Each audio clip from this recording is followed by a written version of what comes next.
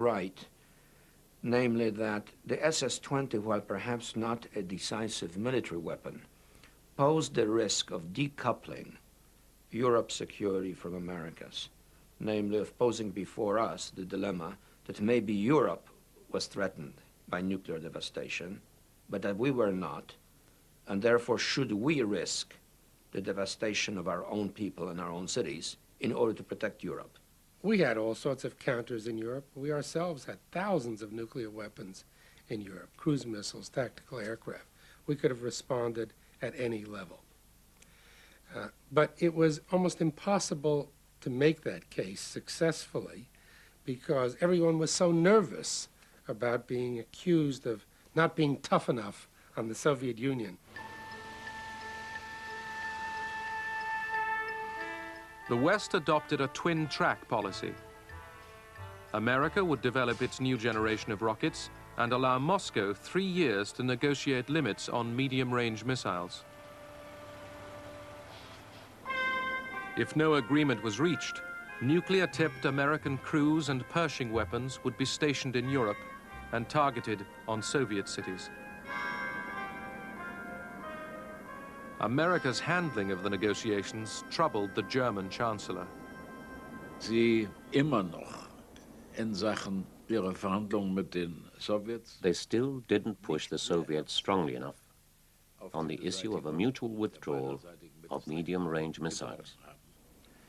Ich kann mich erinnern, dass I remember the Soviet Prime Minister, Kosygin, with undisguised triumph said, mir gesagt hat, "The Americans aren't mentioning the SS-20s at all, SS-20-Frage gar nicht auf. so you're completely isolated." Also du bist ganz isoliert.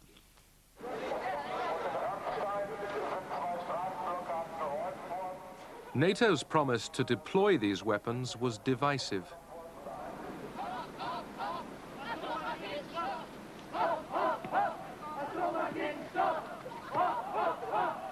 In Western Europe, fear of the missiles created a new mood of resistance to the arms race.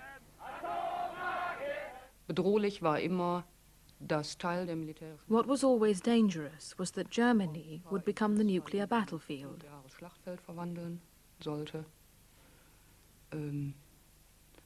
That made the people very upset and angry.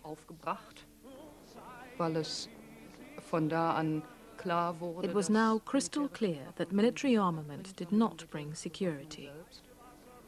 It actually undermined our society's safety. The peace movement gained increasing influence in German politics.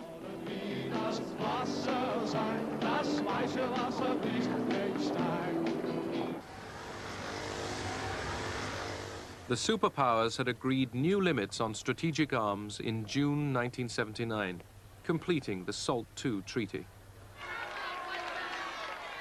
Carter met Brezhnev for the first time when they both came to Vienna to sign the treaty.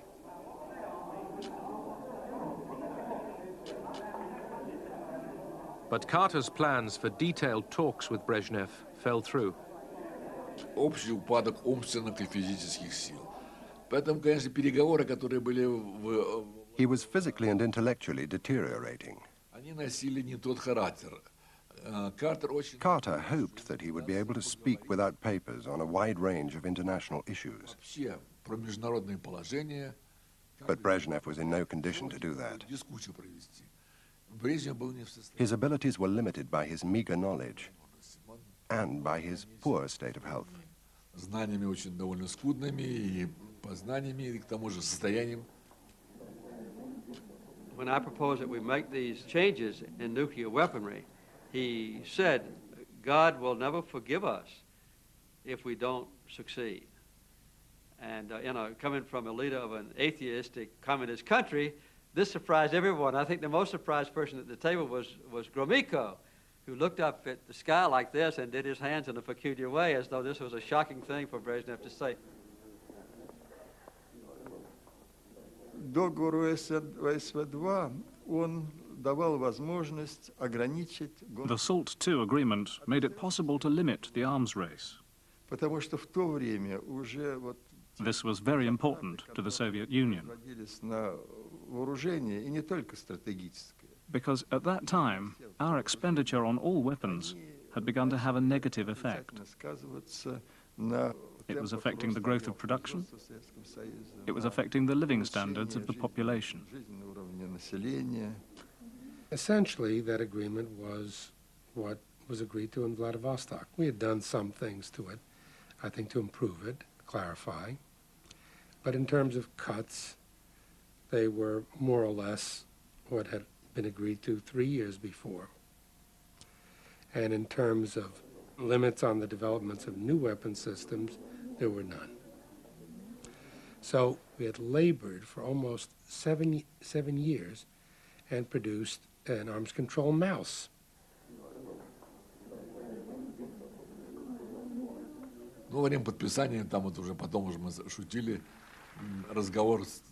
So the treaty was signed. Marshal Ustinov asked Gromyko, are they going to kiss each other? Because Brezhnev liked to kiss. Gromyko said, I don't know, we'll see. Не знаю, посмотрим, он говорит, да нет. Ustinov said, no, they aren't. Gromyko said, I'm not sure.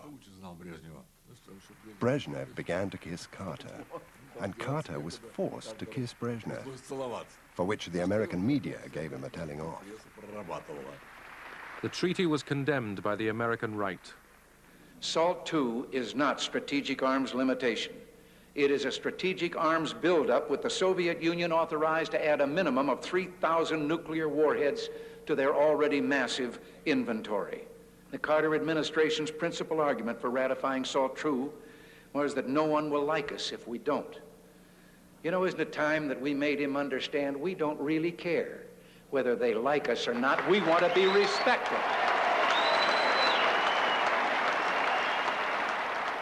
The Soviets never really gained military superiority over us. It was just part of the psychodrama in America to use that issue to galvanize Americans about this larger legitimate question of the strategic competition between our two countries and two philosophies. We did, you know, at inauguration. Oh, yes. Carter increasingly was charged with being soft on the Soviets. His critics pointed to Soviet expansionism in Angola and the Horn of Africa. They warned that America's oil supplies were threatened. They feared that America's vital interests were under attack. Then the Shah of Iran was overthrown. Oil-rich Iran had been an American client state. Now Islamic fundamentalists took over. They were led by the exiled Ayatollah Khomeini. Denouncing the United States as the great Satan, he returned to Tehran in triumph.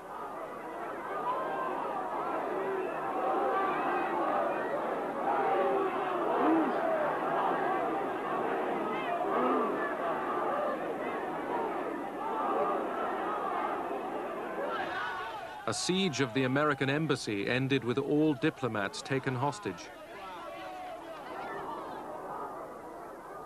A failed rescue attempt sealed America's humiliation. The crisis in Iran heightened our sense of vulnerability insofar as that part of the world is concerned. After all, Iran was one of the two pillars on which both stability and our political preeminence in the Persian Gulf rested.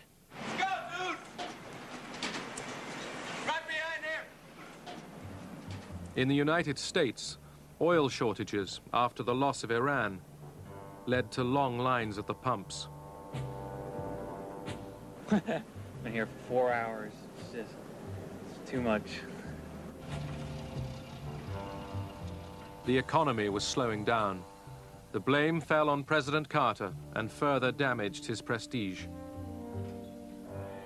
Then, the Soviets struck in Afghanistan. This invasion is an extremely serious threat to peace because of the threat of further Soviet expansion into neighboring countries in Southwest Asia, and also because such an aggressive military policy is unsettling to other peoples throughout the world. This is a callous violation of international law. Carter saw the invasion as part of a wider Soviet plan.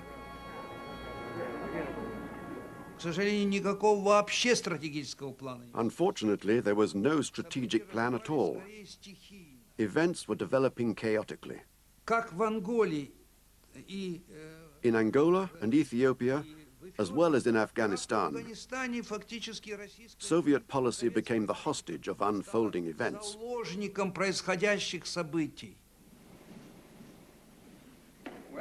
The invasion of Afghanistan ended détente.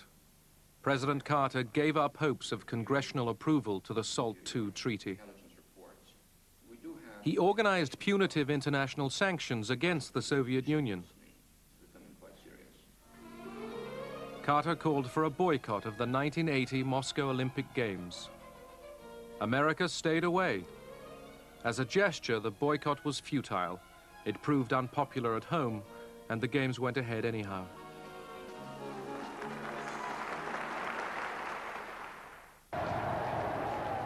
In Poland, the Russians faced a fresh challenge.